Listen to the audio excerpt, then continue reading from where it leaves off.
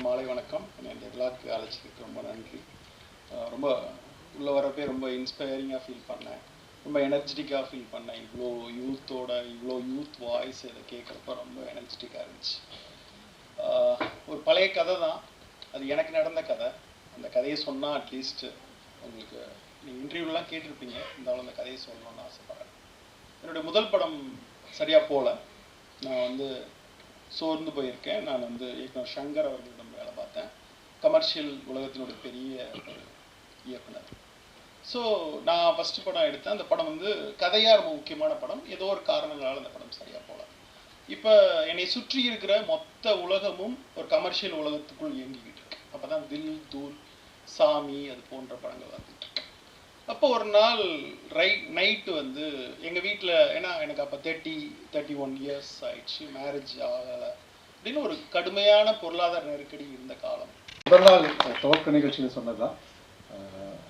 இது ஒரு என்ன சொல்கிறது, ரொம்ப சந்தோஷமாக இருந்துச்சு. 5 நாளுமே புது புது முகங்கள், அதுதான் ரொம்ப பயங்கர எனர்ஜியாக இருந்துச்சு. நம்ம பொதுவாக வெளியில் ஒரு குற்றச்சாட்டு இருக்குல்ல, இன்றைக்கி யங்ஸ்டர்ஸ் பொலிட்டிக்கலாக இருக்க மாட்டுறாங்க, யங்ஸ்டர்ஸ்க்கு ரசனம் இல்லை, அவங்க கமர்ஷியலாக பார்க்குறாங்க அப்படிலாம் இல்லை. அதெல்லாம் தகர்க்கிற மாதிரி அவ்வளோ இளைஞர்கள் இதில் பங்கேற்றது பயங்கர எனர்ஜியாக இருந்தது. உட்காரதுக்கு இடம் இல்லை.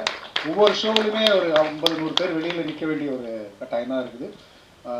ரஞ்சித் தோழர் வேலையில் இருந்த போதும் கூட இது ரொம்ப நேர்த்தியாக நடத்தப்பட்டுச்சு. அதுதான் பயங்கர சந்தோஷமாக இருந்துச்சு.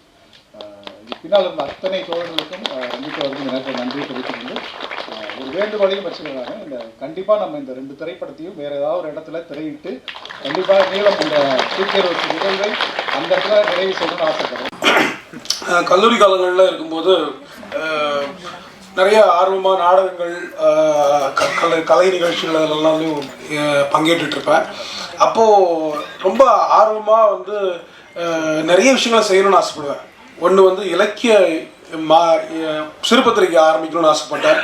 நாடகங்கள்ல இருந்தனால நாடக இயக்கங்கள் பண்ணணும்னு ஆசைப்பட்டேன். கல்ச்சுரல்ஸில் இருந்தனால நிறைய பண்பாட்டு சம்மந்தப்பட்ட கலை நிகழ்ச்சிகளும் அதை பற்றின ரிப்பீட்டடான நிறைய விஷயங்கள் பண்ணணும்னு ஆசைப்பட்டேன்.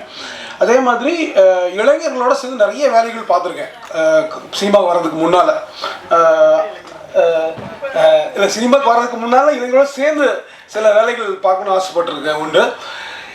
அப்போது என்ன நினச்சிருக்கேன்னா, இளைஞர்களுக்கான கலை மற்றும் அரசியல் சார்ந்த விழிப்புணர்வு சம்பந்தப்பட்ட நிறைய ஒரு இன்ட்ராக்டிவான நிறைய செஷன்ஸ் நடத்தணும்னு ஆசைப்பட்டிருக்கேன். இதெல்லாம் ஆசைப்பட்டுட்டே இருந்த காலகட்டத்தில் எப்படியோ அதெல்லாம் சினிமாக்குள்ளெல்லாம் வந்ததுக்கப்புறமா இதை இன்னும் ஒரு டிக்கெட் இதெல்லாம் ஒன்றா டிக்கு போட்டு செஞ்சுக்கிட்டே இருக்கு. நீலம் பண்பாட்டு மையம், கூகை, அதுக்கப்புறம் இசை நிகழ்ச்சிகள், நாடக இயக்கங்கள். ஒரு கட்டத்தில் என்னன்னா இது நம்ம பண்ணணும்னு நினச்சதுல ஒருத்தர் பண்ணிட்டே இருக்காரு. அப்புறம் எனக்கு ரொம்ப மகிழ்ச்சி ஆயிடுச்சு. இப்போ என்ன ஆகிப்போச்சுன்னா, இது ரஞ்சித்தோடது கிடையாது, இது என்னோடது. இதில் போல ரொம்ப ரொம்ப சந்தோஷமாக இருக்குது. லைஃப்பில் நமக்கு ரொம்ப சந்தோஷமான மறக்க முடியாத தருணங்கள் நமக்கு எப்போ வரப்போகுதுன்னு நமக்கே தெரியாது. எனக்கு அந்த மாதிரி ஒரு நாள் தான் இன்றைக்கி. நான் சினிமாவுக்கு வரத்துக்கு மகேந்திரன் சாரோட திரைப்படங்கள், மகேந்திரன் சார் எவ்வளோ முக்கியமோ அதுக்கு இணையாக பாரஞ்சித்தன் ரொம்ப முக்கியமாக இருக்குது.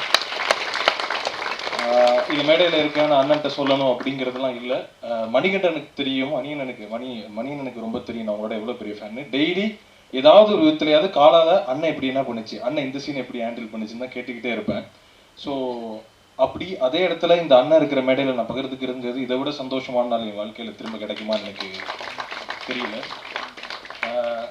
நான் திரைப்படம் உதவி இயக்குனராக ஆகிற டைமில் எனக்கு இவ்வளோ பெரிய அவேர்னஸ் அபவுட் ஃபிலிம் ஃபெஸ்டிவல், உலக சினிமாக்கள் தெரியாது.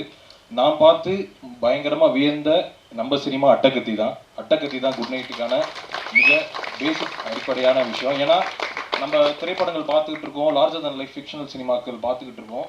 மொதல் டைம் நான் படம் பார்க்குறேன், நம்ம குடும்பத்தை, என் அப்பா என் அண்ணனை பார்க்குற மாதிரியான ஒரு படம். அதில் பேசின அரசியல், அதாவது எனக்கு ஒரு மிக முக்கியமான ஒரு வரி அடிக்கடி அது மனசில் ஓடிக்கிட்டே இருக்கும்.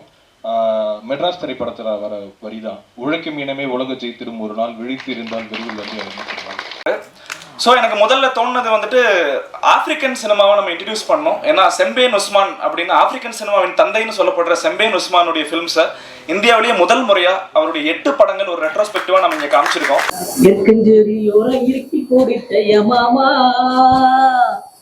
உருகின்னையில் போல உருகி தவிச்சனையாமா இருக்குஞ்சிறில் உரை இருக்கி குதிச்சையமாமா